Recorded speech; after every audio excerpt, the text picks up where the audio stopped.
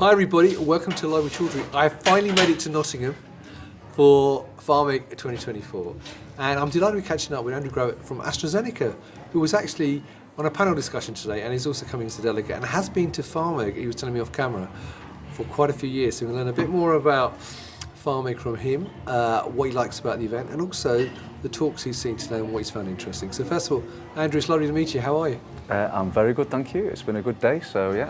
Brilliant. Nice to be here again. Brilliant. Now, you were talking off camera and you were saying that you came to your first Pharmig in the early 90s. So, as someone who is a veteran, if you don't mind me saying, of Pharmig, what's your experience of Pharmig and why do you come to Pharmig?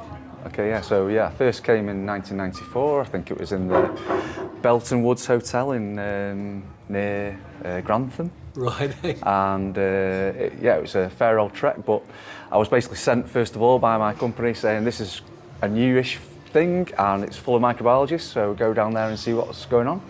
And the first one, was really informative and great, and it's good to hear from the speakers who obviously had a lot more experience than me back in that day, of their experience with microbiology and regulators and regulations and what their problems and issues are, which is basically exactly what we still talk about today, to be honest. Fantastic. And one thing I forgot to ask you, my apologies, but what's actually your role at AstraZeneca? Because I've chucked in and said, here you are from AstraZeneca, but I haven't even asked you what you do at AstraZeneca. Okay, so as you can probably tell from my hairstyle, I've been at AstraZeneca for 31 years.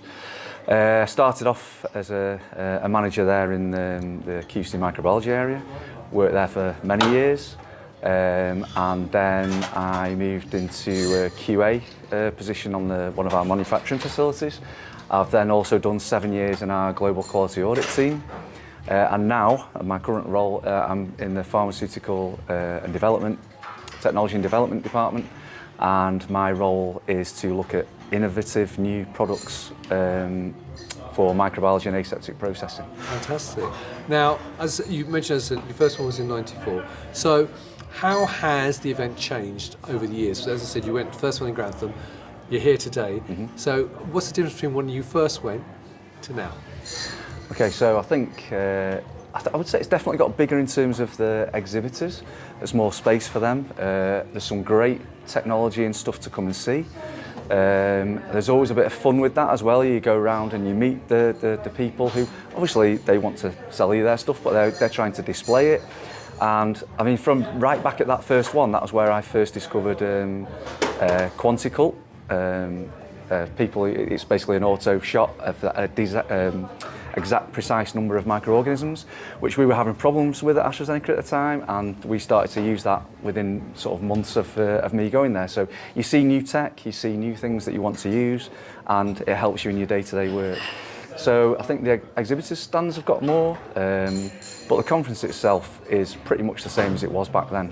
Right. You learn people's history, people's experience, and then you can relate it to your own issues and think, oh, well, they were talking about that, and then after they've done their talk or whatever, go and grab them over a coffee or a beer or whatever, and you can basically expand your knowledge, solve your issues, see that basically everyone has the same problems and the same things that they talk about. One thing that's definitely stayed the same is it's a great event. You meet lots of people. It's very relaxed. You can have a few beers, more beers. What's developed probably over the last few years is the baby Guinness phenomenon. So if you like a baby Guinness, Pharmig's definitely the event for you. All right, fantastic. Now, I know, as I said, one, you were in the talks, but you're also part of a panel discussion on AI. So, first of all, in terms of the talks that you've been in, what have you found really interesting, and what's really stood out for you in terms of some of the talks?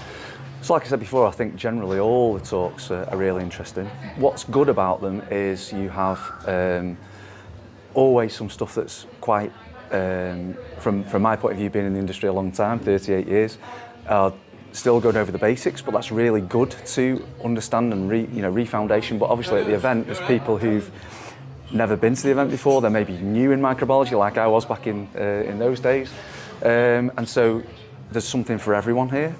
I'd say today we've had a bit of that. So the microbiological limits testing talk from the GSK, and that was great in terms of their interpretation, their understanding of the MLT. And then there's been right through to talks on AI and artificial intelligence, which obviously is the buzzword and the new thing that's hitting everywhere in the world, really, but is obviously now coming to the pharmaceutical industry and microbiology.